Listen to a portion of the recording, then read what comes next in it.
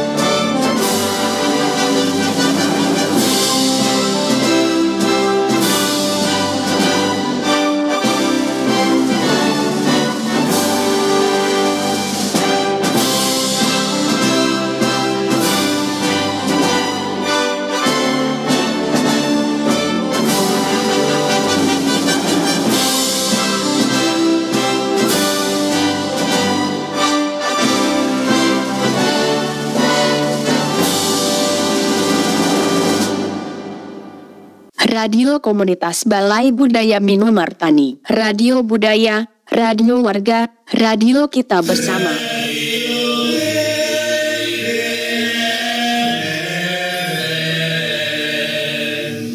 BBM FM, Community Radio, Yogyakarta, Indonesia. Radio Komunitas BBM FM, dukunglah budaya Indonesia. Community Radio BBM FM, Creation for Nation.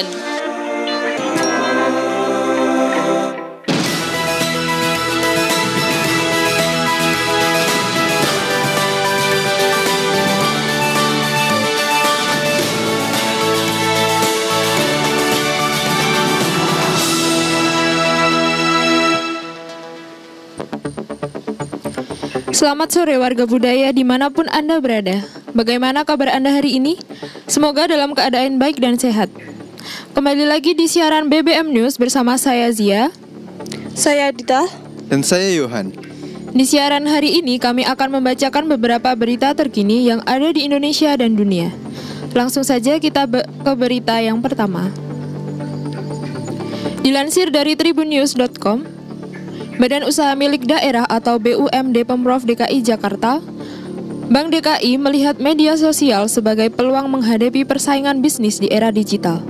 Lewat pemantauan medsos, perusahaan dapat mengetahui kebutuhan terkini masyarakat untuk kemudian dilakukan perbaikan dan inovasi guna meningkatkan pangsa pasar. Berkenaan dengan itu, Bank DKI turut mengenalkan produk dan layanannya secara digital. Terlebih, BUMD DKI ini beradaptasi lewat pengembangan layanan digital sejalan dengan transformasi perusahaan. Ia menyampaikan salah satu produk digital yang mereka miliki yang sudah dipergunakan secara luas adalah aplikasi Jack One Mobile. Ari menyebut fitur terbaru yang diluncurkan pada Jack One Mobile adalah Mobile Cash. Fitur ini merupakan transaksi tarik tunai tanpa kartu di ATM Bank DKI maupun ATM Bank yang lain yang bekerja sama seperti BCA, BNI, Cim Niaga berlogo Prima. Inovasi-inovasi yang dilakukan tersebut mengantarkan Bank DKI memboyong 8 penghargaan di ajang Infobank Incentia 12 Digital Brand Awards 2023. Bank DKI dinilai berhasil dalam melakukan promosi brand perusahaan dan produk secara digital selama periode 2022 sampai 2023. Penghargaan tersebut antara lain The Best Conventional Bank kategori KBMI 2 dengan aset 50 triliun sampai 100 triliun. The Best Deposito Conventional Bank, The Best Bank Savings Account, the best debit card conventional bank, the best mortgage loan conventional bank, the best mobile banking conventional bank, the best e-money bank, the second best Syariah business unit. Direktur Utama Bank DKI, Fidri Arnaldi, mengatakan pihaknya terus berkomitmen mengembangkan inovasi produk dan layanan berbasis digital, termasuk upaya kolaborasi perusahaan yang diwujudkan lewat inovasi strategi, komunikasi perusahaan, serta beradaptasi dengan tren komunikasi terkini. Selanjutnya, dilansir dari kompas.com, Vietnam menjadi penikmat utama surplus perdagangan ASEAN-AS. Mengacu pada Badan Perserikatan Bangsa-Bangsa untuk Perdagangan, ASEAN mencatat surplus 245 miliar dolar AS dalam perdagangan dengan AS pada 2022. Dari jumlah itu, Vietnam menikmati 124 miliar dolar AS atau 50,6%. Sementara itu, Indonesia dengan produk domestik bruto berkali lipat dari Vietnam hanya mencatat surplus 27 miliar dolar AS. Surplus perdagangan Indonesia AS pun lebih rendah dibandingkan dengan surplus perdagangan Thailand terhadap AS dan Malaysia terhadap AS. Catatan dari tahun-tahun sebelumnya pun menunjukkan keunggulan Vietnam dibandingkan dengan Indonesia. Sebagian pabrik milik perusahaan AS dipindah dari Cina ke Vietnam. Dalam kajian Universitas Indonesia dan Kementerian Luar Negeri RI, Vietnam menjadi pesaing serius Indonesia dalam menarik perusahaan AS yang relokasi dari China, Malaysia, dan Singapura juga menjadi pesaing Indonesia. Kegesetan tiga negara itu tidak hanya soal mendekati AS. Bulan lalu, PM Malaysia, Anwar Ibrahim, dan PM Singapura, Lee Hsien Loong, serentak datang ke China. Meski berbeda jam, mereka diterima Presiden China, Xi Jinping, pada hari yang sama. Kegesetan tiga negara itu tidak hanya soal mendekati AS. Bulan lalu, Perdana Menteri atau PM Malaysia, Anwar Ibrahim, dan PM Singapura, Lee Hsien Loong, serentak datang ke China. Tim Ekonom Dana Moneter Internasional atau IMF menyoroti kaitan isu geopolitik dengan aliran investasi. Tim yang dipimpin Jae Bin An memeriksa sehingga 300.000 relasi investasi pada 2003 hingga 2022. Mereka menyimpulkan investasi sangat terdampak faktor geopolitik. Peningkatan ketegangan geopolitik ini menjadi alasan utama penarikan dan penanaman modal asing. Investasi dari dana ke negara-negara dengan pandangan geopolitik sama cenderung meningkat. Mereka mengukur kesamaan pandangan politik berdasarkan geopolitik berdasar hasil pemungutan suara di PBB. Adapun aliran investasi diperiksa melalui data IMF. Faktor geopolitik dalam pertimbangan investasi meningkat dalam 10 tahun terakhir. Sebelum pandemi, ada faktor otomatisasi dalam proses pengambilan keputusan penanaman modal. Selepas pandemi, dan kini perang Ukraina, geopolitik lebih berperan. An dan tim menemukan investasi dari dan ke Asia menurun. Sebaliknya, investasi dari dan ke Eropa terus meningkat. Kondisi terjadi saat AS dan sekutunya mengampanyekan kebijakan mengutamakan investasi ke dalam negeri dibandingkan ke negara lain. Fenomena itu juga terjadi setelah AS melancarkan perang dagang terhadap China. Investasi AS di China turun drastis di bawah rata-rata global. Sementara investasi AS di Eropa terus meningkat. Tim itu juga menentukan tren penurunan investasi di negara-negara netral. Indonesia dan India termasuk yang paling mencolok penurunan investasinya. Jakarta dan New Delhi terkenal tidak mau memihak ke blok manapun. Baik, terima kasih Yohan atas beritanya. Berita selanjutnya dilansir dari CNN. Gubernur Jawa Timur Hovifah Indar Parawansa bersama Perum Bulog menggelontorkan beras cadangan pangan pemerintah atau CPP sebanyak 127 ton. CPP tersebut akan disalurkan sebagai bantuan pangan masyarakat selama 3 bulan mulai Maret hingga Mei. Khofifah menjelaskan, penyaluran bantuan pangan ini dilakukan berdasarkan surat Kepala Badan Pangan Nasional nomor 82-TS-03-03-K-3-2023 yang menginstruksikan segera melaksanakan penyaluran bantuan pangan berupa beras. Lebih lanjut, Khofifah menyebutkan bantuan bahan pangan tersebut akan disalurkan untuk 3.425.142 keluarga penerima manfaat di Jawa Timur. Masing-masing keluarga menerima 10 kg beras per bulan. Khofifah menuturkan, masyarakat penerima bantuan bahan pangan ini adalah keluarga penerima manfaat program Keluarga Harapan atau PKH atas bantuan pangan non-tunai atau BPNT yang terdaftar dalam Data Terpadu Kesejahteraan Sosial atau DTKS Kementerian Sosial Republik Indonesia. Sementara itu, pendistribusiannya, Khofifah mengatakan penyaluran bantuan pangan tersebut didistribusikan melalui PT Pos Indonesia. Khofifah berharap penyaluran bantuan pangan ini dapat memberikan kebahagiaan bagi masyarakat, utamanya di bulan Ramadan dan jelang Idul Fitri. Menurutnya, dengan bantuan bahan pangan berupa beras akan membuat masyarakat menjadi lebih tenang dan semakin khusyuk menjalankan ibadah di bulan Ramadan. Baik warga budaya, kita akan lanjutkan lagi setelah jeda berikut ini.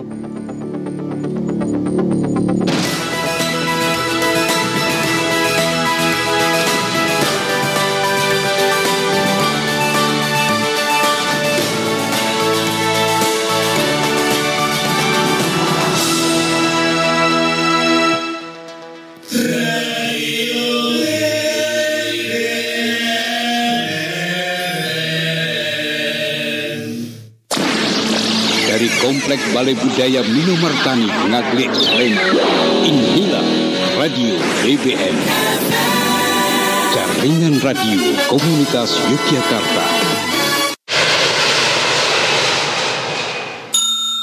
Radio Komunitas BBM FM, dukunglah budaya Indonesia. Community Radio BBM FM, Creation for Nation.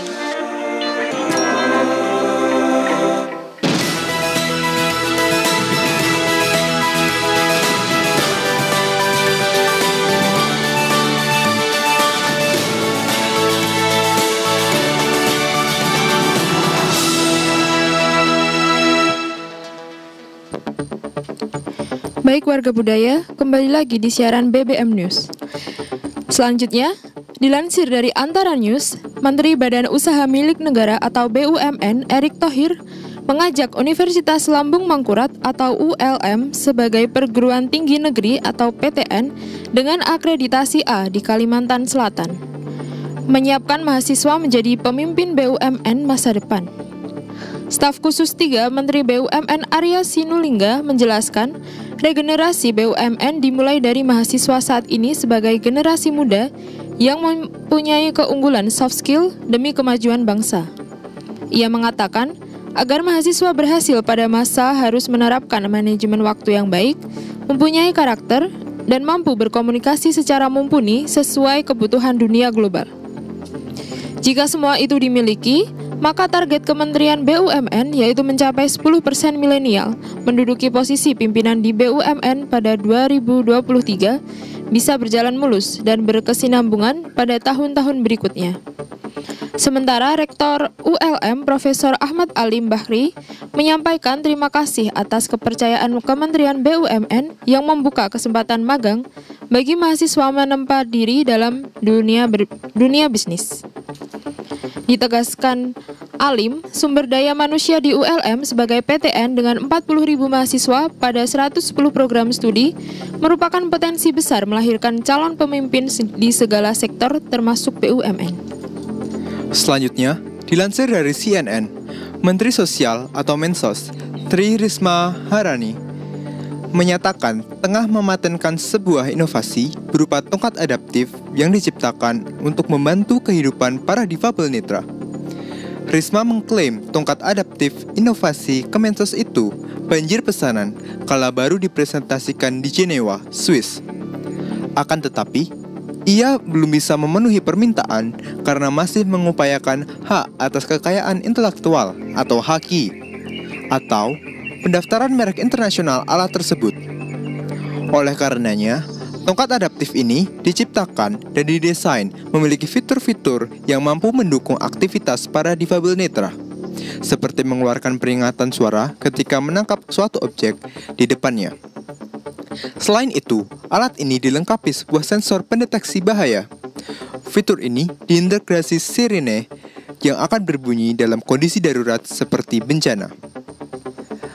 Tak cukup sampai di situ, Risma mengklaim alat ini bisa membantu melacak keberadaan pemegangnya karena dilengkapi Global Positioning System atau GPS. Terima kasih Yohan. Berita selanjutnya dilansir dari tempo.co. Anggota Lion Air Group, Wings Air, meluncurkan rute penerbangan internasional baru Bandar Udara Internasional Sultan Syahrir Qasim II, Pekanbaru Riau, tujuan Bandar Udara Internasional Malaka, Malaysia. Rute ini efektif mulai 8 Mei 2023 yang akan dilayani secara penumpang berjadwal atau regular flight. Berikut jadwal rute internasional Pekanbaru Malaka.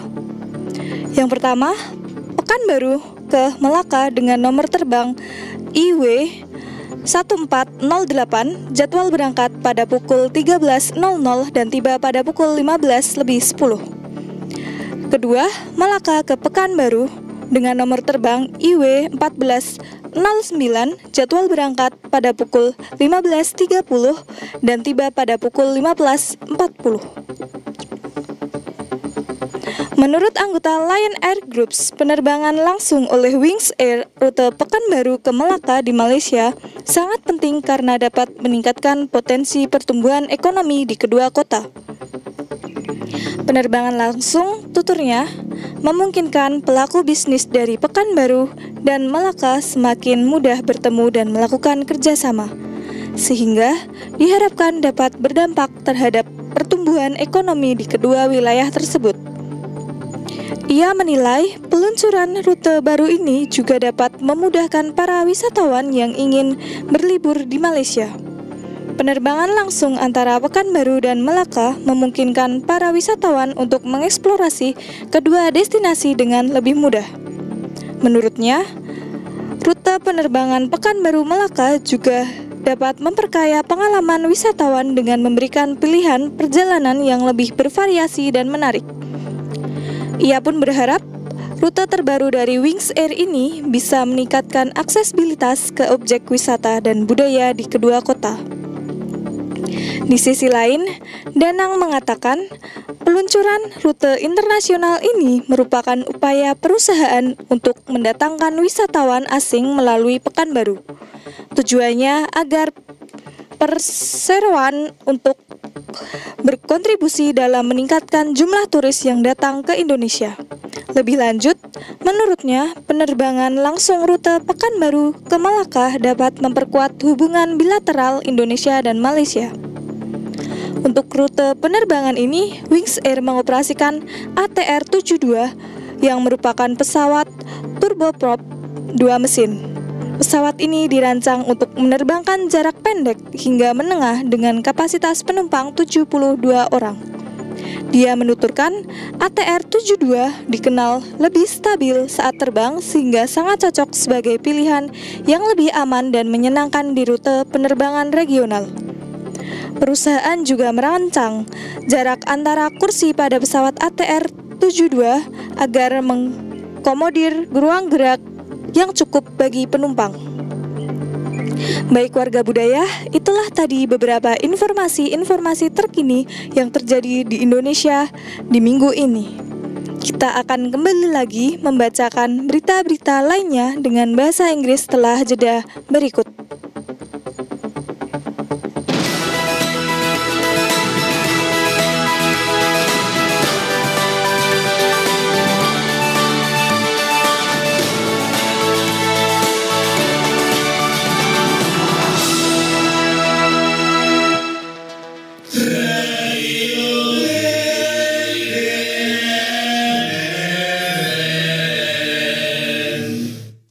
BBM FM, Community Radio. Yogyakarta, Indonesia.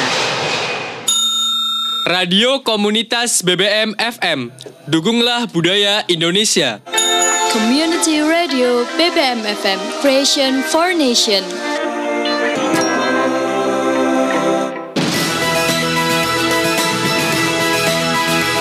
BBM FM, Community Radio. Yogyakarta, Indonesia. Radio Komunitas BBM FM. Dukunglah budaya Indonesia. Community Radio BBM FM, Creation for Nation.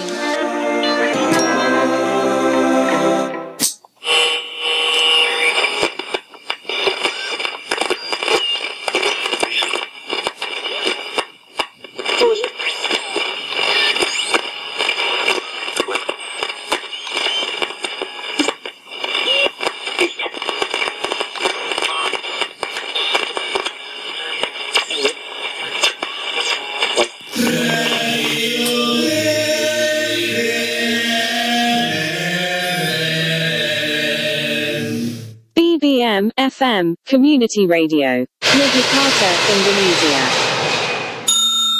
Radio Komunitas BBM FM. Dukunglah budaya Indonesia. Community Radio BBM FM, Creation for Nation.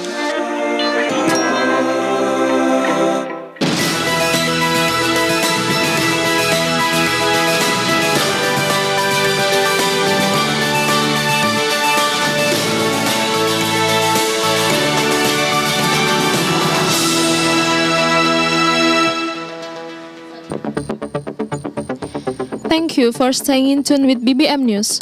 Now, we will hear our up-to-date news in English from Indonesia and around the world. First news. Melbourne has overtaken Sydney as Australia's most populous city for the first time since the 19th century gold rush. Following a boundary change, Sydney has proudly held the title for more than 100 years. But with population rapidly growing on Melbourne's fringe, the city limits have been expanded to include the area of Melton. The latest government figures from June 2021 put Melbourne's population at 4,875,400 until 18,700, more than Sydney. The Australian Bureau of Statistics, or ABS, defines a city's significant urban area by including all connecting suburbs with more than 10,000 people. By that metric, Melbourne has actually been more populous than Sydney since 2018. The ABS Andrew Howe told the Sydney Morning Herald newspaper that until the 2021 census definition, the Sydney significant area had a higher population than Melbourne. However, with the amalgamation of Melton into Melbourne in the latest significant urban area classification, Melbourne has more people than Sydney and has had since 2018, which described the red round boundary as a technicality. Proud Sydneysiders will point to the ABS conclusion that when looking at the Greater Sydney and Melbourne regions, Sydney remained bigger in June 2021. Greater regions of a city are determined by its functional area.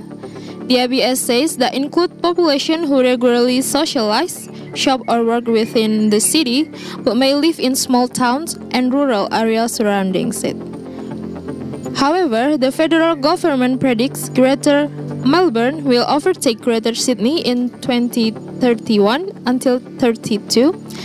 It's not the first time Melbourne has held the title of Australia's biggest city, as a result of a gold rush in the late 19th century, which saw migrants flock to the state of the Victoria.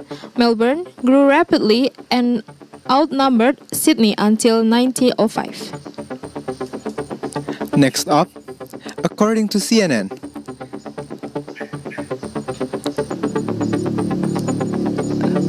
according to NBC.com, in 2019, Gary Cablish got a diagnosis from his surgeon that left him stunned. The flat, dark brown mole he had on his back for as long as he could remember had turned into a melanoma that was already advanced, putting him at risk of dying. Fortunately, Keblish was able to sign on for a small clinical trial testing a preventive vaccine that might possibly keep the disease from coming back. The trial focused on personalized vaccine using mRNA technology that used mutations to target mutations unique to a patient's cancer but not the healthy cells in the body. All participants in the trial would receive the immunotherapy drug Keytruda, the standard of care for high-risk melanoma patients like Keblish. 2/3 of the participants would also receive the vaccine. Keblish was one of those who received the vaccine, which teaches the body's immune system to recognize cancer cells as different from normal cells so that, working along with the immunotherapy drug, it can attack them. After 2 years, Keblish's cancer hasn't returned. Personalized cancer vaccines show benefits. New treatment could help melanoma patients. It's the first randomized controlled trial to show a benefit from this type of cancer vaccine, said senior investigator Dr. Jeffrey Weber, a deputy director of NYU Langon's Perlmutter Cancer Center and a professor of medicine at the NYU Grossman School of Medicine. To test the effectiveness of the vaccine, the international team of researchers recruited 157 melanoma patients whose tumors had been surgically removed and who were at high risk of experiencing a recurrence of their cancers. 50 patients received only the immunotherapy medication and 107 also got the personalized vaccination. Once the system's barking system has been partially disabled, the immune system works really well. One other way cancer can avoid being destroyed is through mutations, so the immune system soldiers cease to recognize it as a threat. That's where the personalized mRNA vaccine comes in. After a patient's tumor is removed, doctors identify proteins that are specific to that person's tumor and no other cells in the body. As many as 34 proteins from a patient's tumor were then the target of the vaccine.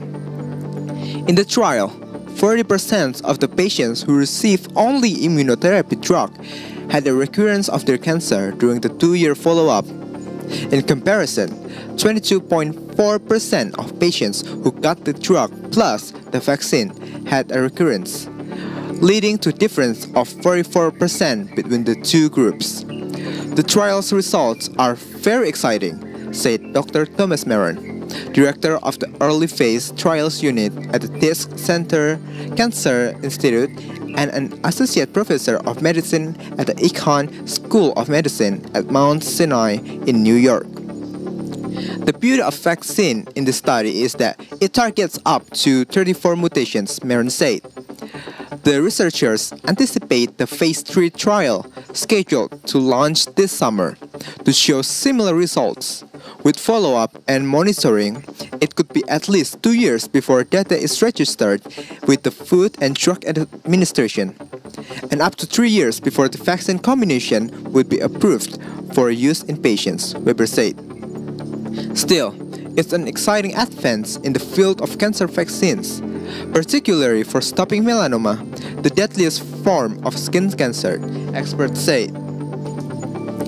The study is important because it's the first randomized study of cancer vaccine with a clinically meaningful endpoint, stopping tumors from coming back, according to Dr. Margaret Callahan, researchers director of Memorial Sloan Kettering Immunotherapeutics Program, who expressed cautious optimism about the findings.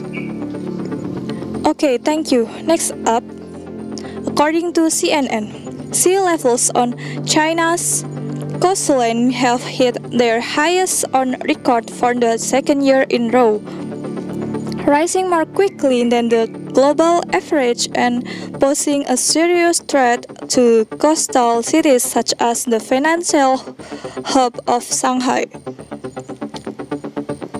In the 2022, China's coastal seas were 94 millimeters or 3.7 inch higher than a normal, defined as the average over 1993 till 2011 period, making it the highest since record began in 1980. An official at the Ministry of Natural Resources said Wednesday at a news conference. The swell was 10 millimeters higher than in 2021, when the previous record was reached. The temperature of China's coastal waters has increased significantly due to global warming, and the rise in sea levels has accelerated, said Wang Hua, head of the Marine Forecasting and Monitoring Department at the ministry. China's sea levels have increased by an average of 3.5 millimeters per year since 1980 and an average of 4.0 millimeters per year since 1993, higher than the global rate over the same periods. Wang said the global mean sea level has risen 3.4 millimeters a year over the past 3 decades, according to NASA. Wang said in the last 11 years, from 2012 to 2022, China's coastal sea levels were the highest since observations were first recorded. About 45% of China's population of around 1.4 billion and more than half of the country's economic output comes from coastal regions. The Chinese coast is home to important metropolises including Shanghai, the country's most developed and richest city, as well as port city of Tianjin and the tech hub of Shenzhen. Over the past 4 decades, rising sea levels along the Chinese coast have caused long-term effects, including the erosion of coastal ecosystem and the loss of tidal flood. They have also affected groundwater supply and increased the damage caused by storm, floods, and salt tide intrusions, Wang said, while the sea swelled land in coastal regions had sunk, exacerbating the problem, he added. In 2022, high sea levels along the Chinese coast aggraved the impact of storms, dealing a severe blow to the provinces of Guangdong, Zhejiang, and Shandong.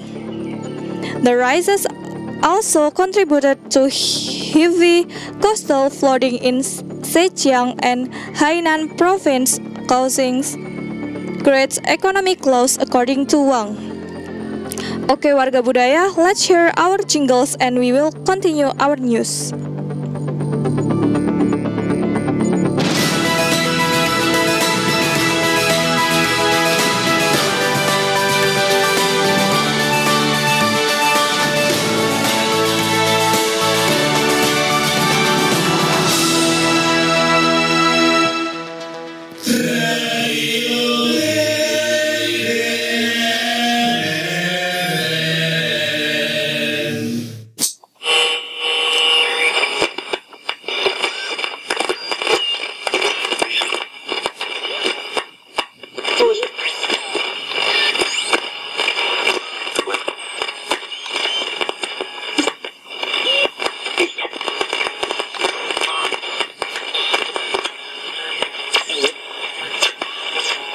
BBM FM Community Radio, Yogyakarta, Indonesia. Radio Komunitas BBM FM. Dukunglah budaya Indonesia. Community Radio BBM FM, Creation for Nation.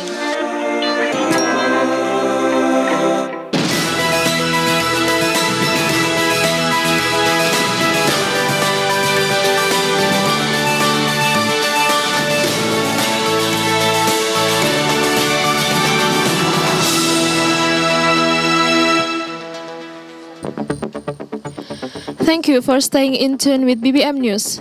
Next up, according to Tempo.co, the Werribee Open Range Zoo in the Australian state of Victoria has been celebrating the arrival of a southern white rhino calf, which is the first calf of this threatened species to be born at the zoo in almost a decade. The zoo said in a statement on Thursday that following a 16-month pregnancy, first-time mother Kipenzi gave birth just before 4 a.m. on local time on Thursday to the female calf who weighed just over 60 kilograms. Both Kipenzi and the newborn has been carefully monitored by veterinarian and zookeepers. According to the statement, keepers observe and absence the healthy bonding after birth, with the calf not thriving as expected during the first hours of infancy. It was later brought to the zoo's vet clinic to medical checks and supplementary feeding. This is the first calf born to 9-year-old Kipenzi and 13-year-old male Kifaru, who were paired in 2019 as part of the Australian Rhino Regional Breeding and Conservation Program. Werribee Open Range Zoo Director Mark Pilgrim said that the calf is being provided with around-the-clock feeds of colostrum obtained from its mother. Southern white rhinos are currently listed as near threatened on the International Union for Conservation of Nature, or IUCN, red list, with their population in decline. IUCN estimate that there is a total of 10,080 remaining in the wild, facing significant threats such as poaching and the illegal trading of rhino horn.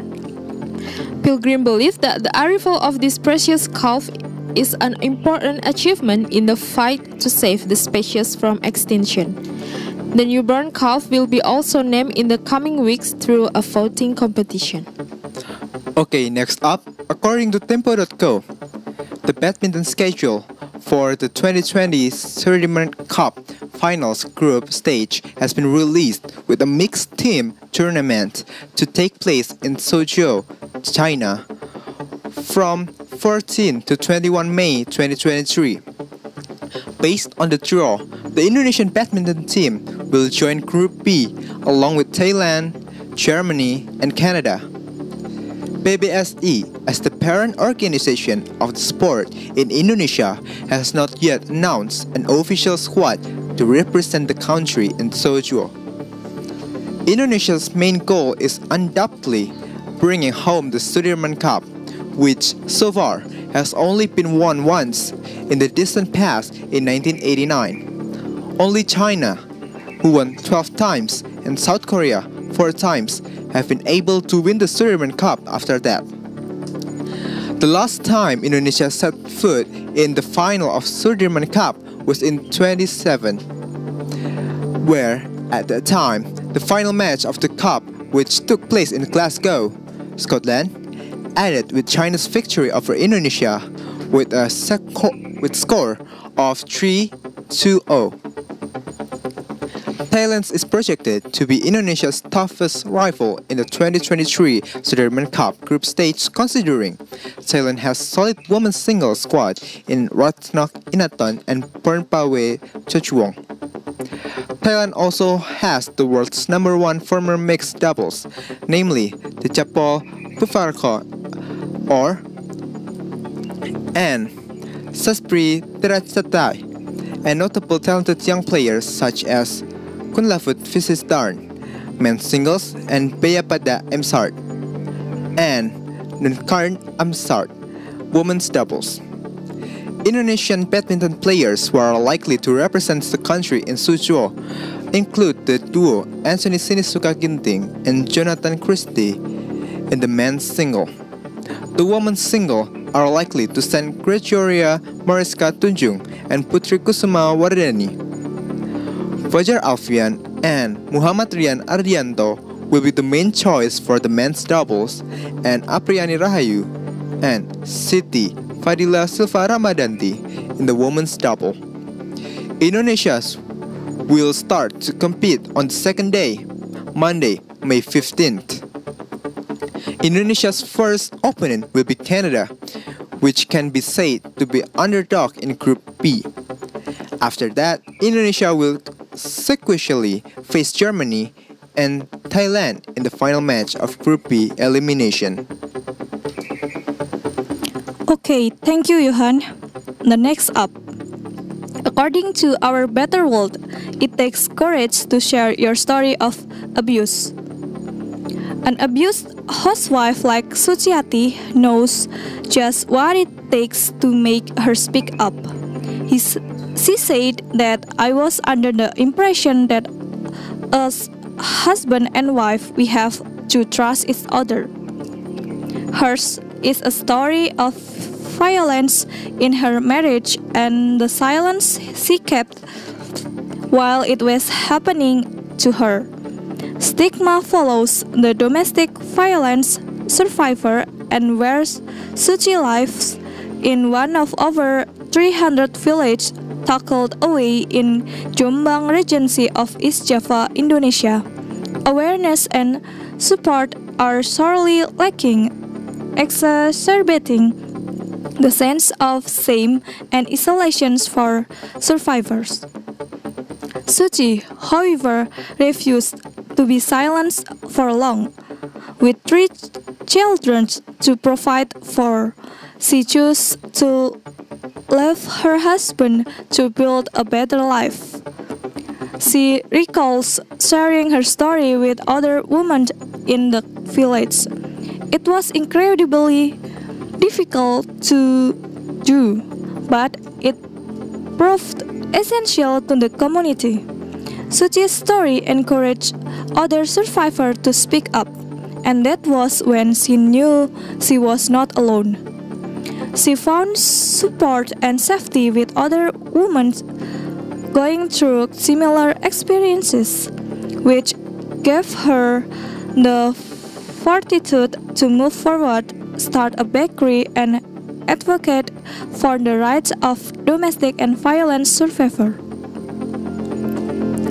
Domestic violence cases against women rose sharply in Indonesia through the pandemic years, depriving thousands more women and children of safety in the most of us consider a refuge their homes.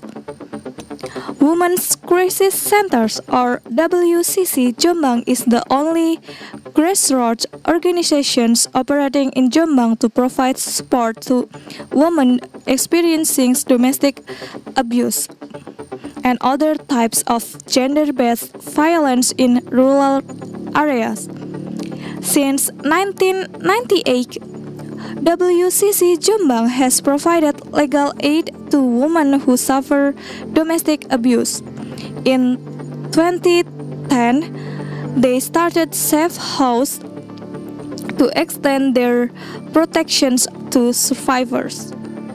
They also run workshops and training, and as of March 2023, have empowered 88 women through their programs, with more than a quarter of them becoming paralegals in their personal capacity to provide legal aid support to women in need.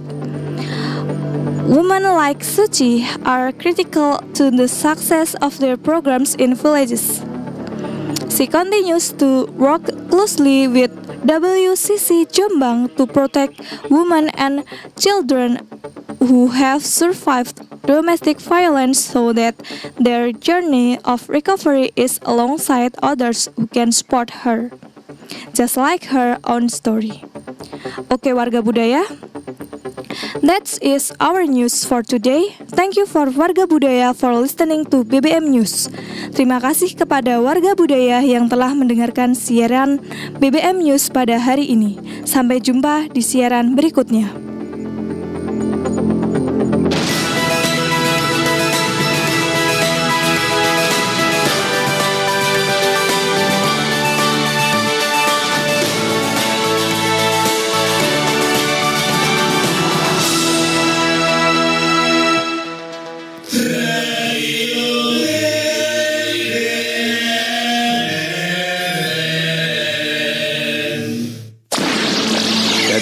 Caleg Balai Budaya Minomartani Ngaglik Lembang. Inilah Radio BBM, Jaringan Radio Komunitas Yogyakarta. Radio Komunitas BBM FM. Dukunglah budaya Indonesia. Community Radio BBM FM, Creation for Nation. BBM FM, Community Radio, Yogyakarta, Indonesia.